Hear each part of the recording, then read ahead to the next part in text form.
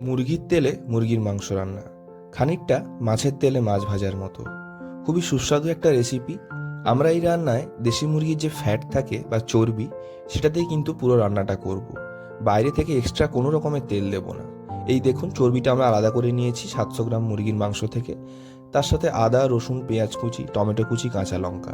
প্রথমে আমরা একটা মিক্সিতে অল্প একটু পেঁয়াজ কুচি, পুরো আদা আর রসুন কুচিটা আর কাঁচা লঙ্কা কুচি দিয়ে ভালো করে পেস্ট করব।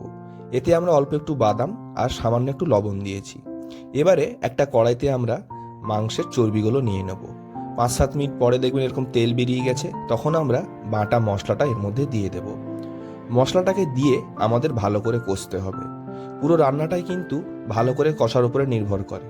যখন দেখবেন এরকম তেল ছেড়ে দিয়েছে, তখন এবার আমাদের টমেটো কুচিটা দিয়ে দিতে হবে।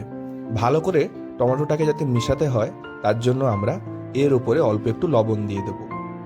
ভালো করে কষাতে হবে আমাদের প্রায় 3 থেকে 4 মিনিট। যখন দেখবেন এই মশলা থেকে এরকম তেল ছেড়ে দিয়েছে, তখন পরের স্টেপ, এতে আমরা এবারে অ্যাড করব পেঁয়াজ কুচি আর চিকেনটা। কাঁচা পেঁয়াজের যে বাকিটা থাকবে সেটা আমরা এর মধ্যে দিয়ে দেব। তার সাথে আমরা চিকেনটাও দিয়ে দেব। ভালো করে আমাদের মাখিয়ে নিতে হবে। এবারে আমাদের কষাতে হবে প্রায় 45 থেকে 50 মিনিট। এবারে আমরা এর মধ্যে বেশ কিছুটা মশলা অ্যাড করে দেব। হলুদ গুঁড়ো, পরিমাণ মতো লবণ, কাশ্মীরি লঙ্কার গুঁড়ো, ধনে গুঁড়ো, জিরে গুঁড়ো আর গরম মশলা 1 চামচের মতো। ব্যাস এইটুকুনি মশলা।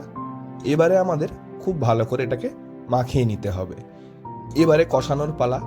40 থেকে 45 মিনিট কিন্তু আমাদের খুব ভালো করে চাপা দিয়ে এটাকে কষাতে হবে। দেখুন কি সুন্দর তেল ছেড়ে দিয়েছে। আধ ঘন্টা 35 মিনিট পরেই এরকম তেল ছেড়ে দিলে আমরা এর মধ্যে গরম করে রাখা জলটা দিয়ে দেব। গরম জলই দেবেন, তাতে কিন্তু রান্নার স্বাদটা ঠিকঠাক থাকে। ঠান্ডা জল দিলে কিন্তু স্বাদটা পরিবর্তন হয়ে যায়। দেখুন কি দারুণ তেল ছেড়ে দিয়েছে। এবারে আমরা এর মধ্যে কসুরি মেথি দিয়ে দেব বেশ খানিকটা, পরিমাণ মতো। আপনারা আপনাদের পরিমাণ মতো দেবেন। ভালো করে এটাকে মাংসের সাথে মাখিয়ে নিতে হবে। রান্না কিন্তু আমাদের কমপ্লিট হয়ে গেছে। একটা পাত্রে আমরা নামিয়ে নেব। এবারে উপর থেকে সুন্দর করে ছড়িয়ে দিন ধনেপাতা। আপনারা পরিমাণ মতো ধনেপাতাটা দেবেন। এর সাথে আমরা অল্প একটু আদাকে একদম সরু সরু করে কুচি করে নিয়ে ছড়িয়ে দিয়েছি।